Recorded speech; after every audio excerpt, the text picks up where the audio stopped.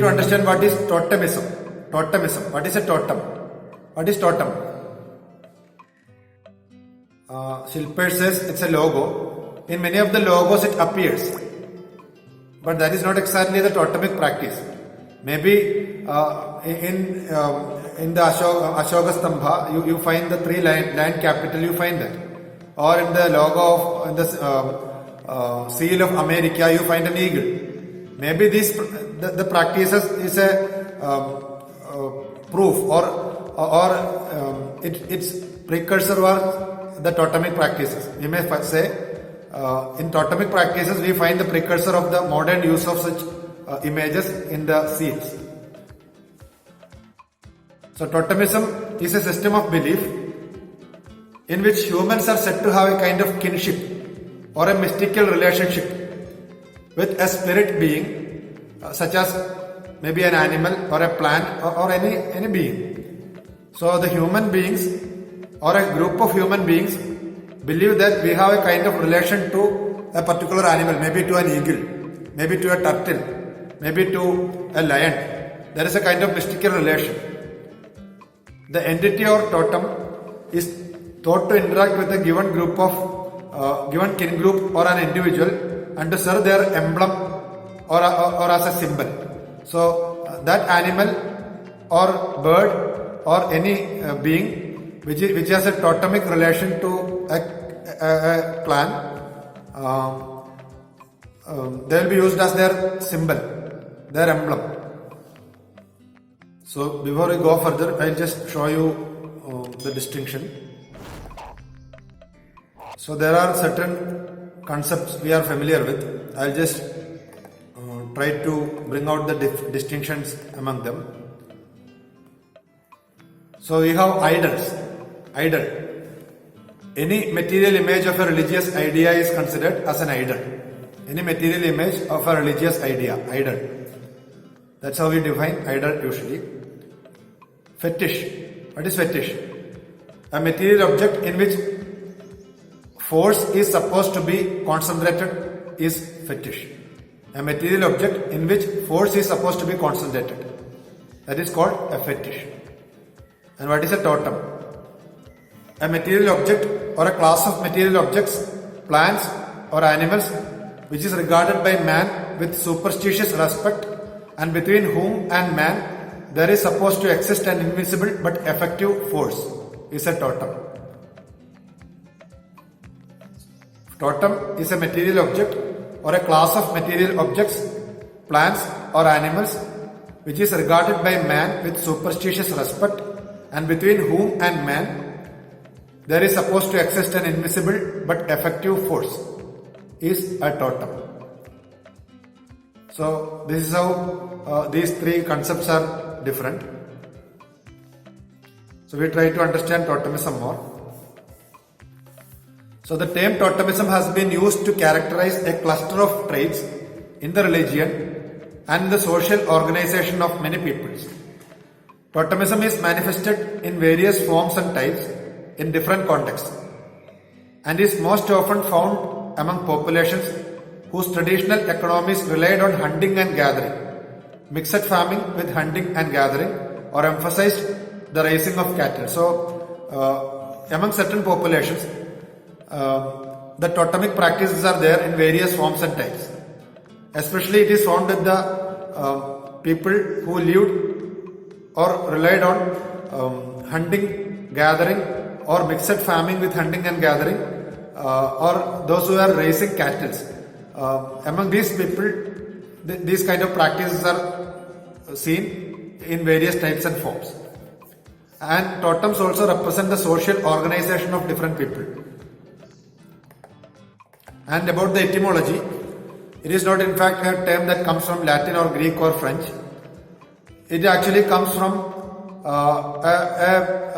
indigenous language of the American people who are known as Ojibwa. Or sometimes it is also pronounced as Chippewa or Ojibwa. It's the people and from whose language this term originates. And the word they use is autoteman. I don't know how it is read. Actually, this is spelt in this way, O Toteman, and it is from that the word totem comes, and it means one's brother sister kin.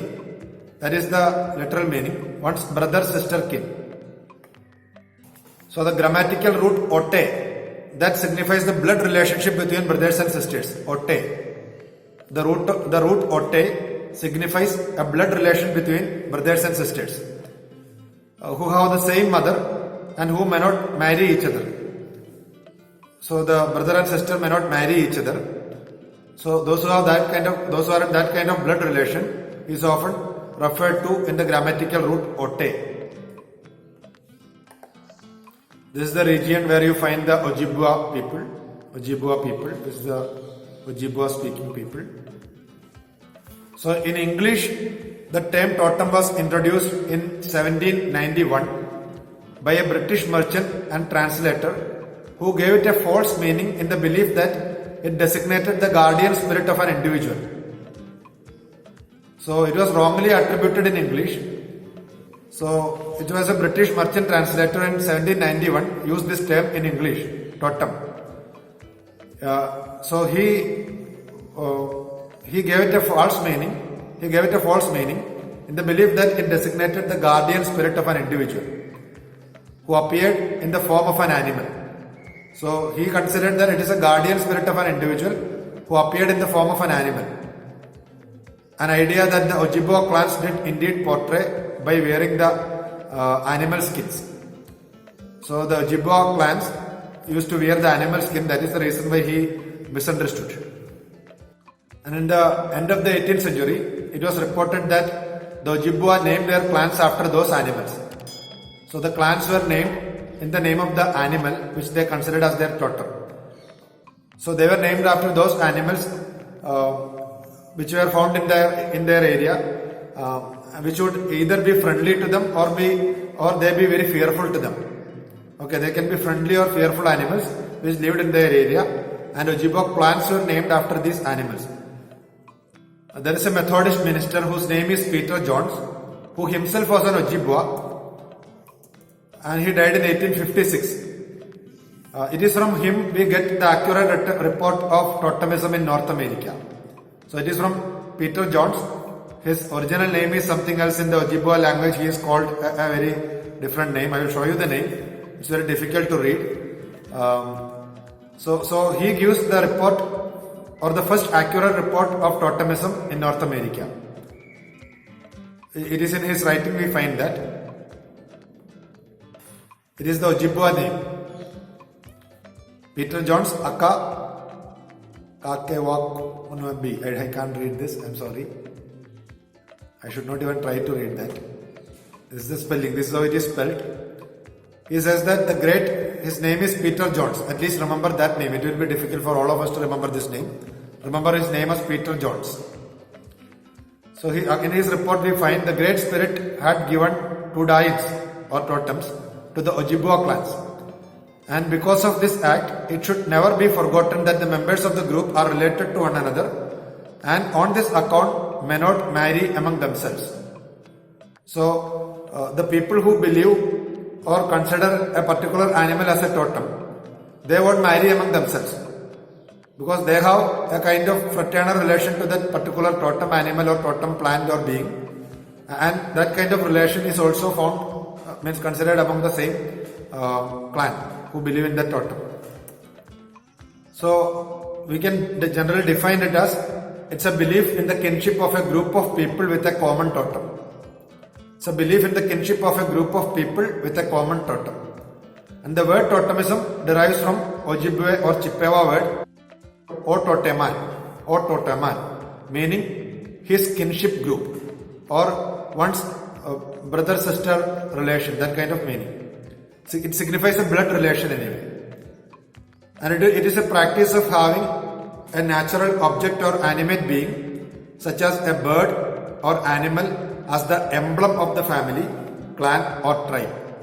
So totemism encompasses a system of tribal organization according to totems. So the tribes are organized according to these totems. A totem was believed to be mystically related to the group, and therefore they were not supposed to be hunted. The totem animal was not supposed to be hunted. That was the general understanding. And in some of the places, with some of the people, they set apart a particular day in order to hunt these totem animals. So that day is exempted. Maybe it is to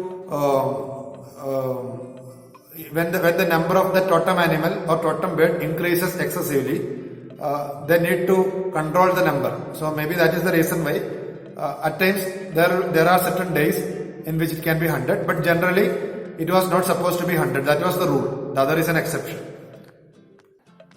So it is from North America I am showing. It is not in Africa. These are some totem poles. Totem poles. Maybe you have found these images elsewhere also. Totem poles. There are 6 types of totem poles: memorial, heraldic, grave figures, house front or portal, welcoming, and mortuary. These are the different kinds of totem poles. How they are made, how they are colored.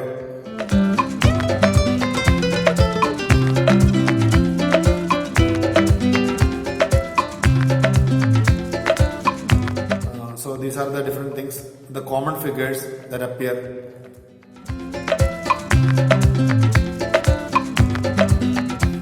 Okay, that's about totemism. Then we need to understand the concept of magic and religion. I think we shall do it on the next day. I won't be able to complete that section, so we'll be looking at this next day.